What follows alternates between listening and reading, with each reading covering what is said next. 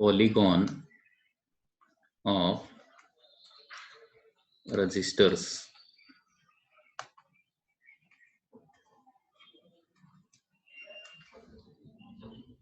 म्हणजे रेझिस्टन्सच्या साइन तयार केलेला पॉलिगॉन जो आहे तो आपल्याला बघायचा आहे.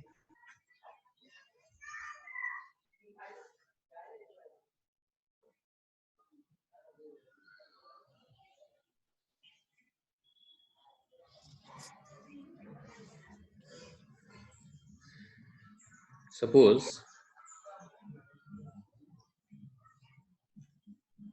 there is a triangle initially.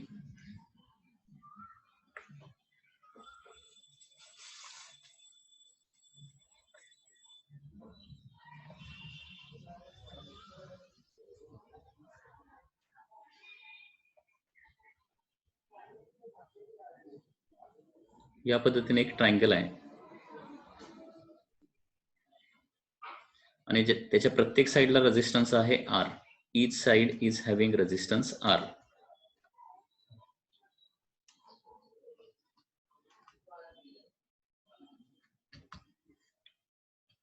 ठीक आहे.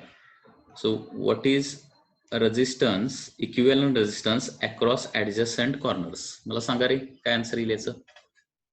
R इक्विव्हॅलंट किती येणार आहे? जे प्रत्येक साइडला रेजिस्टन्स R आहे, ट्रायंगल आहे आणि ऍडजस्टंट कॉर्नर मध्ये म्हणजे ए आणि बी मधला इक्विव्हॅलंट रेजिस्टन्स काढायचा आहे. किती येणार सांगा, बोला लवकर.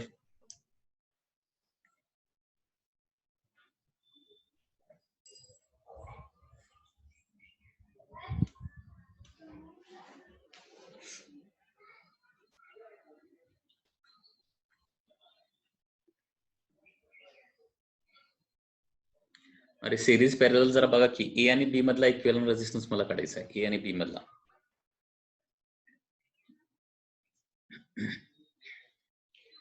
संयुक्ता यादवचा आन्सर फक्त बरोबर आहे, बाकी कुणाचा आन्सर बरोबर दिसत नाही.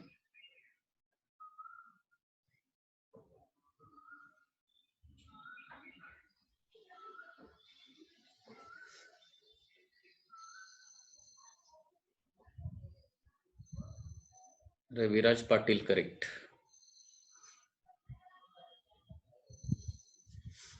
अरे हे बघा, हे वरचे दोन आर आणि आर कसे आहेत सिरीज मध्ये आणि हा जो आर आहे त्याला पॅरल मध्ये, म्हणजे या दोन आरचा इक्विव्हॅलंट रेजिस्टन्स किती होणार, दॅट इज 2R होणार.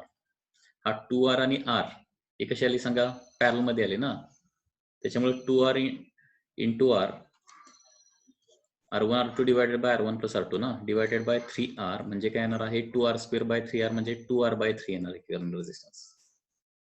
लक्षात येते का? 2R by 3.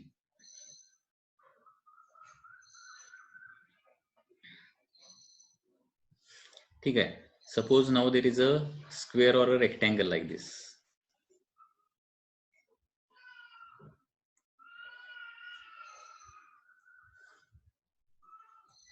And each side is having resistance R. What is equivalent resistance across point A and B? A and B. All resistances are capital R. किती येणार सांगा रे?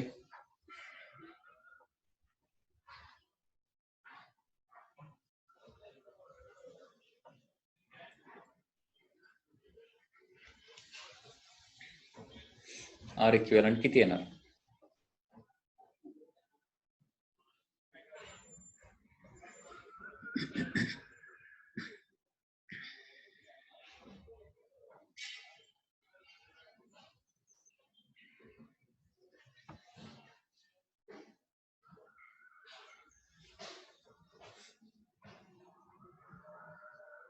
हे बघा, फर्स्ट हे तीन आर जे आहेत, हा आर आणि हा आर वन आफ्टर अनदर जोडलेत ना बिटवीन ए अँड बी. ए पासून बी कडे जायचं असेल तर वरचे तीन जे आहेत ते सिरीज मध्ये आहेत, मग त्यांचा इक्विव्हॅलंट किती होणार 3R होणार.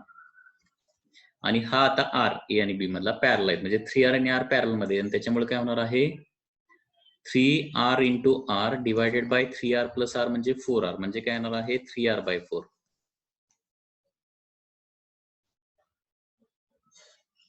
Okay.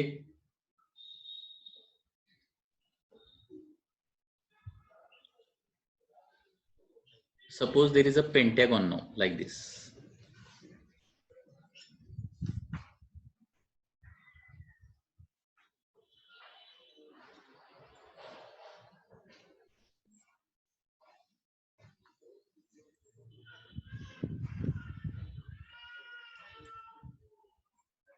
Each side is having resistance R.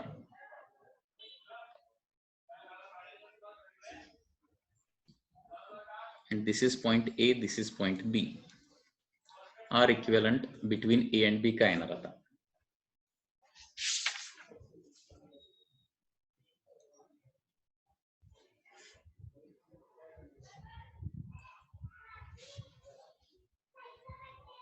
हे बघा, R A पासून B ला गेलो तर R, R, R आणि R हे 4R जे आहे ते सिरीज मध्ये येणार आणि या सगळ्याचा इक्विव्हॅलंट 4R येणार.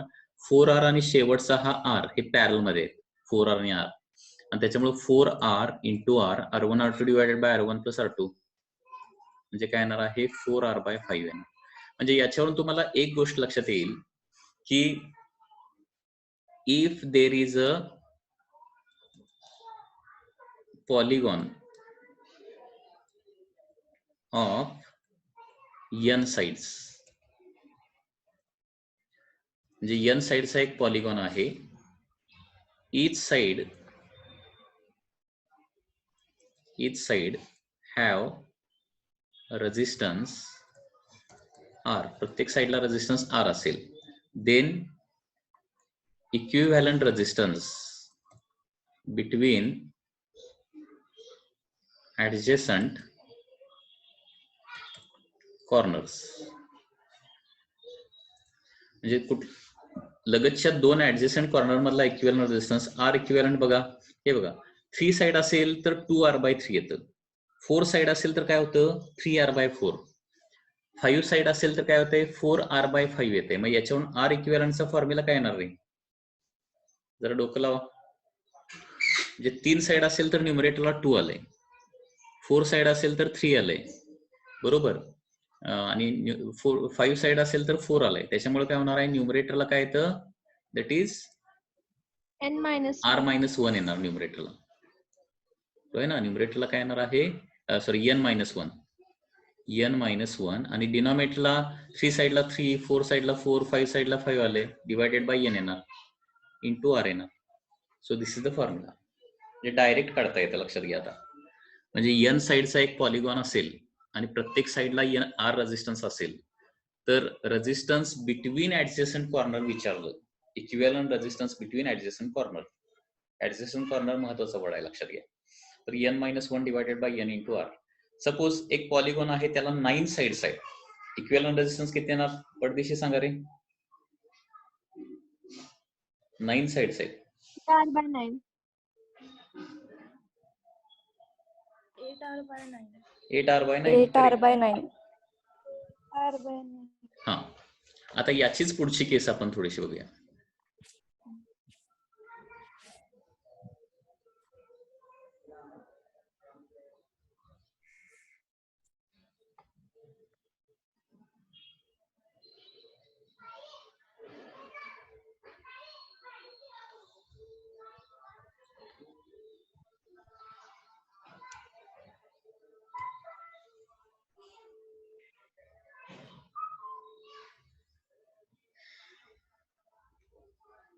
आता तुम्हाला असं सांगितलं a wire having resistance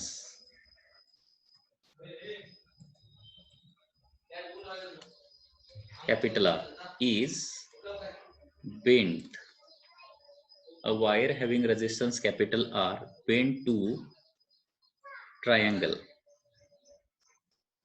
एक वायर आहे R रेजिस्टन्सची आणि ट्रायंगल मध्ये बेंड केली, then equivalent resistance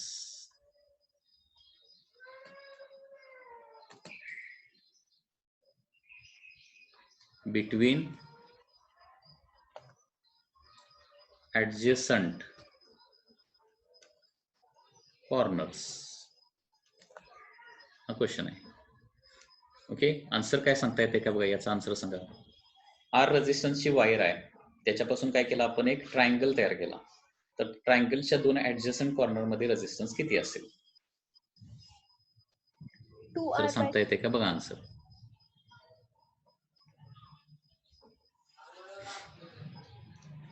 R by 3.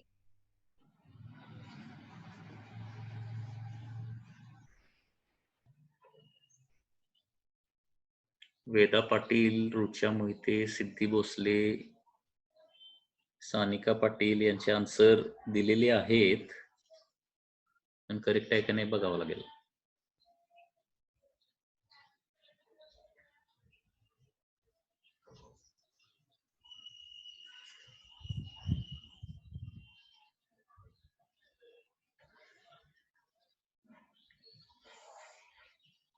हे बघा, वायर पासून आपण एक ट्रायंगल तयार केला, लाईक दिस. वायर पासून ट्रायंगल तयार केला. आता वायर म्हणजे एक रेझिस्टन्सच आहे, म्हणजे संपूर्ण वायरचा रेझिस्टन्स इथे किती दिलाय? संपूर्ण वायरचा रेझिस्टन्स आर दिलाय. प्रत्येक साईडचा रेझिस्टन्स किती होणार रे? संपूर्ण वायरचा रेझिस्टन्स आर असेल तर प्रत्येक साईडचा रेझिस्टन्स किती होणार? या वायरला 3 पार्ट मध्ये डिवाइड करावं लागेल ना. हा, तर प्रत्येक साईडचा रेझिस्टन्स होणार आहे R/3 R/3 R/3, कारण संपूर्ण वायरचा आर आहे. मग 3 पार्ट केले तर R/3 R/3 R/3. आणि आपला मगाचा फॉर्म्युला, एका साईडचा रेझिस्टन्स आर असेल आणि n साईडचा पॉलिगॉन असेल तर काय करतोय आपण, n-1 into R divided by n करतोय ना. ते 3 साईडला काय होणार, 2/3 होणार, इंटू आर म्हणजे प्रत्येक साईडचा रेझिस्टन्स आहे R/3. 3 म्हणजे ट्रायंगल असेल तर 2/3 करतोय माहिती आहे ना, 2/3 R/3 म्हणजे काय होणार आहे, दॅट इज 2R/9 येणार. That is the answer, 2R/9. Triangle असेल तर 2R/3 करायचं, where R is the resistance of each side, म्हणजे 2/3 into resistance of each side म्हणजे R/3, म्हणजे 2R/9 इज द आन्सर.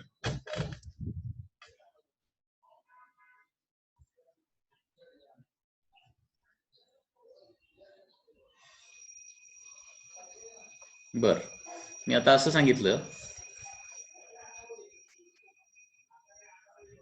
की wire having resistance R is bend to a square. Triangle ऐवजी काय करतोय मी आता, बेंड टू ए स्क्वेअर. तर what is the resistance, equivalent resistance between adjacent corners, like this. आता स्क्वेअर म्हटलं की काय करणार तुम्ही सांगा, 4/3 करणार, into resistance of each side किती करणार, R/4. सॉरी, चुकलं वाटतं काहीतरी.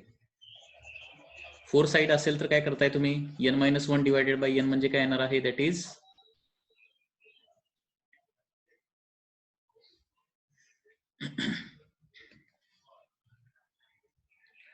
3/4 होणार ना, into resistance of each side काय होणार आहे, R/4. कारण संपूर्ण वायरचा रेझिस्टन्स आर आहे, म्हणजे प्रत्येक साइड 4 पार्ट वायरचे करावे लागतील. प्रत्येक साइडचा येणार आहे R/4, ते टोटल येणार आहे 3R/16. असं जर आपण स्क्वेअर ऐवजी पेंटॅगॉन केला इथं, आता पेंटॅगॉन,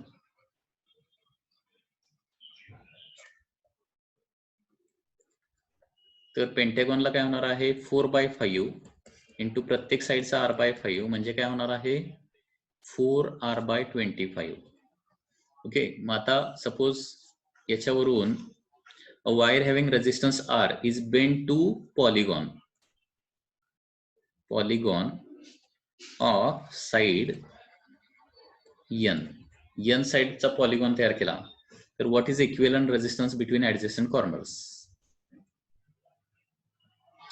तर आर इक्विव्हॅलंट आता होणार n-1 डिवायडेड बाय n होतं ना, तर त्याच्याऐवजी काय होणार, n square into capital R. हे लक्षात आलं का सगळ्यांच्या,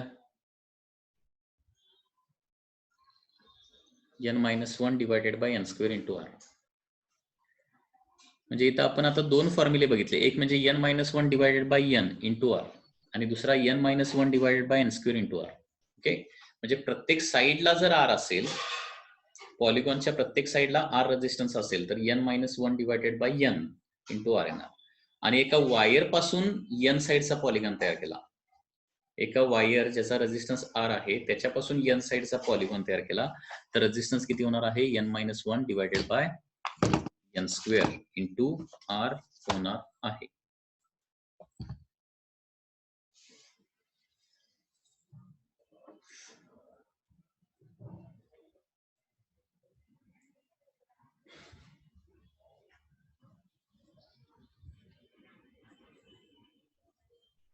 next question.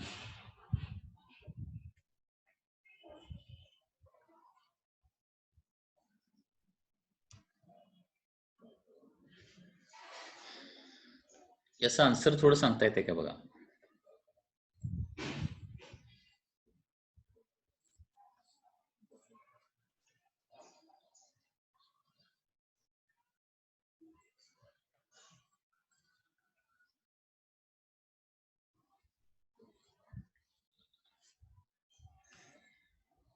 Question is like this.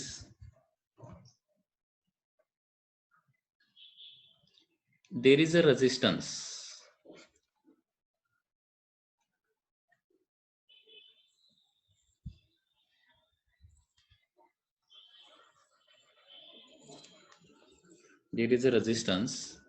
R आणि याला व्होल्ट मीटर जोडलाय as shown in figure. It shows a reading of 50 volt आणि इथे एक ॲमीटर जोडलेला आहे and it shows 5 ampere. So this is the circuit diagram like this. Ammeter, त्या रेजिस्टन्सला ॲमीटर जोडलाय ऍज शोन इन डायग्राम, तो रीडिंग दाखवतोय 5 एम्पियर आणि एक व्होल्ट मीटर पण त्या रेजिस्टन्सला जोडलाय आणि तो रीडिंग किती दाखवतोय? 50 व्होल्ट. देन क्वेश्चन काय आहे? Then R is equal to question mark, R किती असेल? फर्स्ट ऑप्शन आहे 10 ओहम, सेकंड ऑप्शन आहे लेस दॅन 10, थर्ड आहे more than 10, fourth option none of this. Correct option काय असेल असं तुम्हाला वाटतं?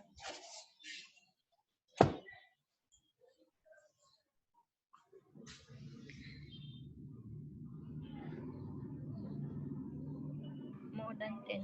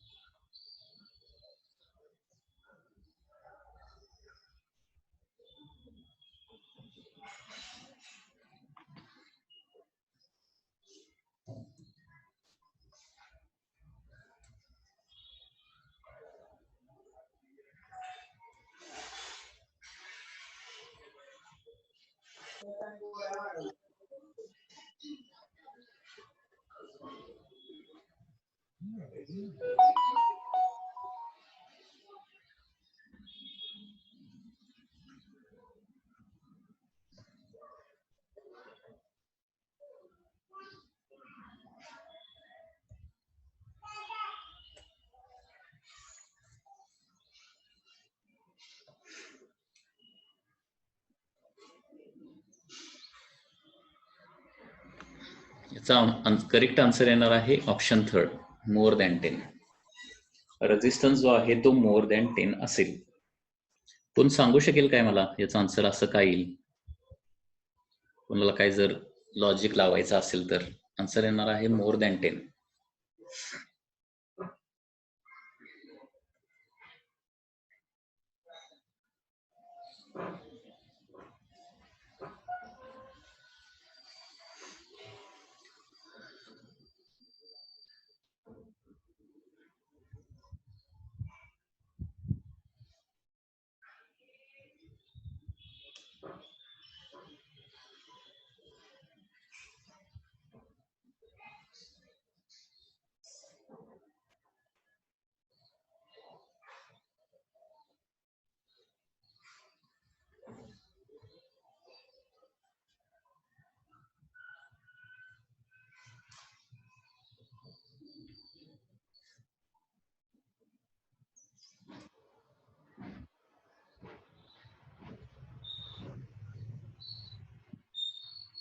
तुम्हाला सांगता येईल का आन्सर याचं काय आहे? म्हणजे आन्सर तर थर्ड आहे, याचं एक्सप्लेनेशन सांगता येईल? हे बघा कसं होणार. ओहम्स लॉ नुसार रेझिस्टन्सचा फॉर्म्युला काय असतो? Voltage divided by the current. ठीक आहे. आता तुम्ही काय केलंय, या रेझिस्टन्सला व्होल्टेज दिसायला लागलाय तुम्हाला 50 व्होल्ट आणि करंट दिसायला लागलाय 5 एम्पियर. सो आन्सर 10 ओहम या पद्धतीने तुम्ही काढलेला असणार आहे. ठीक आहे. परंतु डायग्रामचा व्यवस्थित थोडासा विचार आपल्याला करावा लागेल. ओके, हे काढलेलं आन्सर जे आहे ते ऍब्सोल्युटली करेक्ट नाहीये.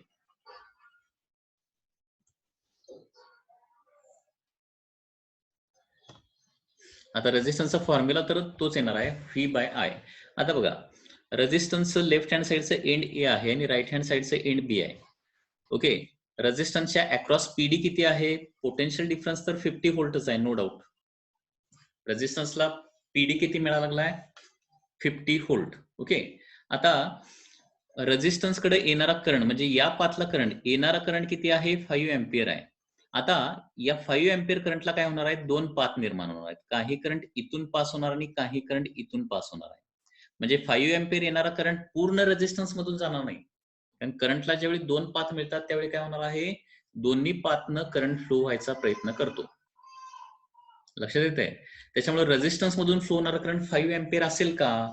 तर 5 एम्पियर नसणार आहे. 5 एम्पियर मधला थोडा का असे ना करंट या 50 व्होल्टचा जो व्होल्ट मीटरचा जो पाथ आहे, असा व्होल्ट मीटर जोडल्यानंतर इथं देखील एक काहीतरी पाथ तयार होणार ना, त्याच्यामधून काही करंट पास होणार. सो करंट जो आहे तो 5 एम्पियर नसून स्लाइटली लेस दॅन 5 एम्पियर येणार.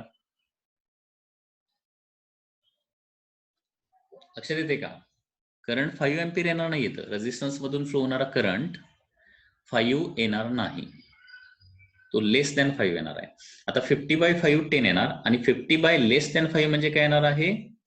मोर दॅन 10 येणार, is equal to more than 10.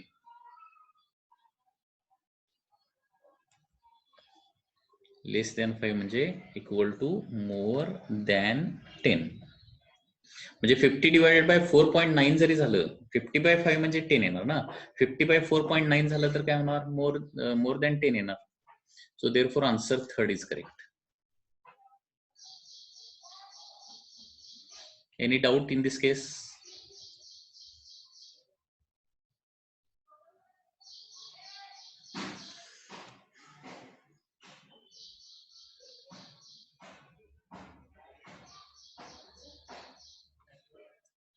आता हाच क्वेश्चन मी असा विचारतो. बघा diagram.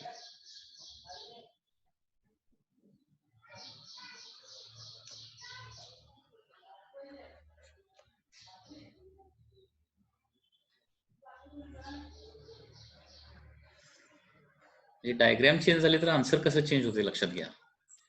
R, this is 50 volt and this is 5 ampere. Okay, so diagram is like this. Then question आहे पुन्हा एकदा, रेझिस्टन्स किती असेल? क्वेश्चन ऑप्शन तेच आहे, 10 ओहम, लेस दॅन 10 ओहम,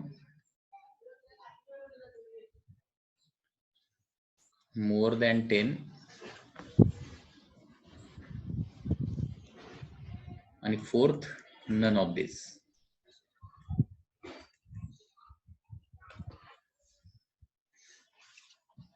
आता आन्सर काय येईल?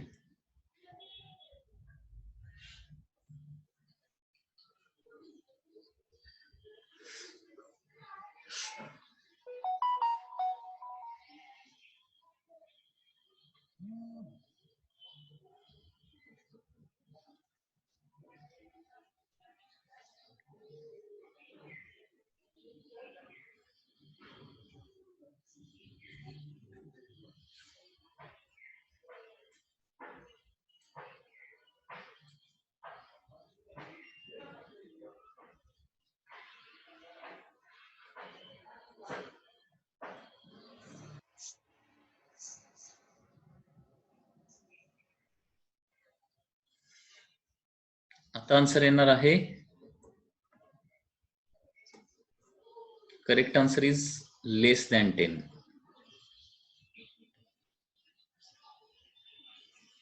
दिस is a correct answer, less than 10.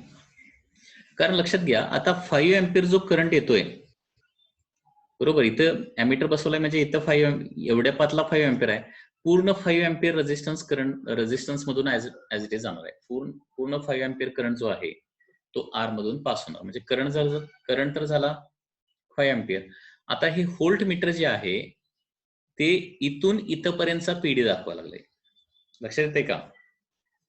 A point पासून बी पॉइंट पर्यंतचा पीडी, कारण व्होल्ट मीटर ज्या 2 पॉइंट मध्ये जोडलेला असणार आहे त्या 2 पॉइंट मधला पीडी दाखवणार ना.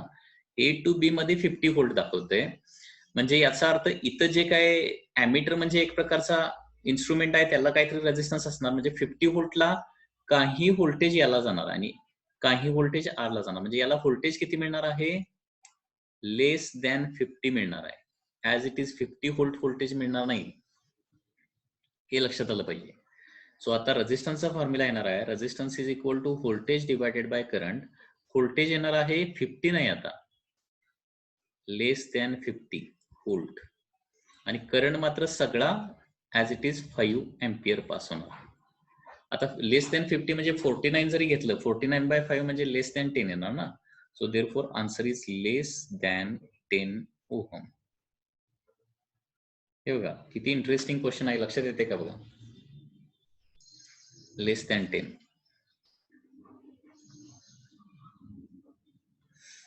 लक्षात आलं? कारण व्होल्ट मीटर जो आहे ते इन्स्ट्रुमेंट आहे आणि ते ज्या 2 पॉइंट मध्ये जोडलेलं आहे त्या 2 पॉइंट मधला पीडी दाखवणार, म्हणजे ए आणि बी मधला. ॲमीटर देखील इन्स्ट्रुमेंट आहे, त्याला स्वतःचा काहीतरी रेझिस्टन्स असतो आणि त्याच्यामुळं आता 2 रेझिस्टन्स सिरीज मध्ये असतील, 50 व्होल्ट दोघांना जाणार आहे.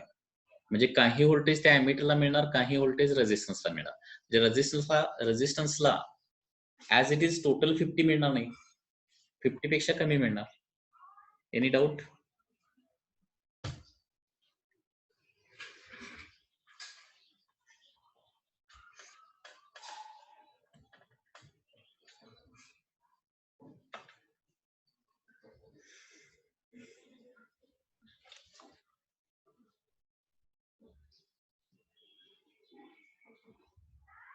म्हणजे सर्किट डायग्राम थोडीशी सिमिलर आहे, तशीच आहे, परंतु आन्सर मात्र एक्झॅक्टली 10 येत नाहीत. Okay, so slightly more than 10 और स्लाइटली लेस दॅन 10 या पद्धतीने आन्सर येणार आहे.